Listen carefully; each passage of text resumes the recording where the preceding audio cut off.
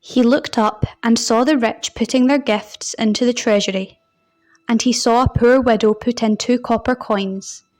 And he said, "Truly I tell you, this poor widow has put in more than all of them, for they all contributed out of their abundance. But she, out of her poverty, put in all the living that she had." And as some spoke of the temple, how it was adorned with noble stones and offerings, he said, "As for these things which you see, the days will come when there shall not be left here one stone upon another that will not be thrown down." And they asked him, "Teacher, when will this be? And what will be the sign when this is about to take place?" And he said, "Take heed that you are not led astray, for many will come in my name, saying, 'I am he,' and the time is at hand. Do not go after them. And when you hear of wars and tumults, do not be terrified, for this must first take place, but the end will not be at once." Then he said to them, "Nation will rise against nation, and kingdom against kingdom. There will be great earthquakes, and in various places famines and pestilences, and there will be terrors and great signs from heaven. But before all this they will lay their hands on you and persecute you, delivering you up to the synagogues and prisons, and you will be brought before kings and governors for my name's sake. This will be a time for you to bear testimony. Settle it therefore in your minds. Do not meditate beforehand how to answer, for I will give you a mouth and wisdom which none of your adversaries will be able to withstand or contradict.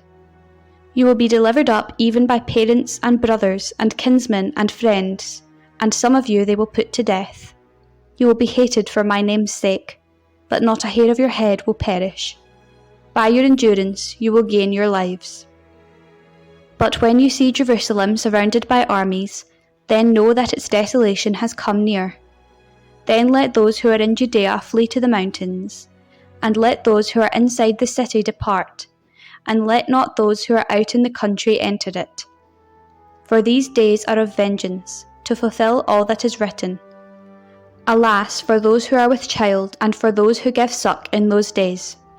For great distress shall be upon the earth, and wrath upon this people. They will fall by the edge of the sword, and be led captive among all nations. And Jerusalem will be trodden down by the Gentiles, until the times of the Gentiles are fulfilled. And there will be signs in sun and moon and stars, and upon the earth distress of nations in perplexity at the roaring of the sea and the waves, men fainting with fear and with foreboding of what is coming on the world. For the powers of the heavens will be shaken. Then they will see the Son of Man coming in a cloud with power and great glory.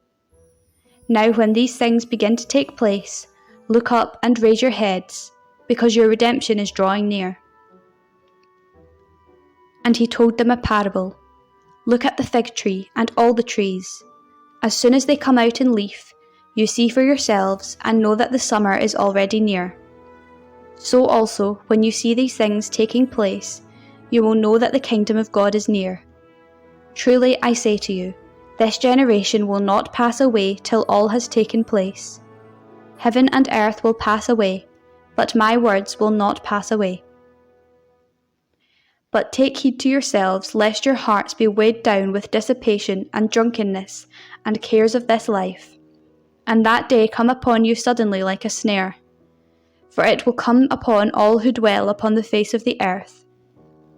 But watch at all times, praying that you may have strength to escape all these things that will take place, and to stand before the Son of Man." And every day he was teaching in the temple, but at night he went out and lodged on the mount called Olivet. And early in the morning all the people came to him in the temple to hear him.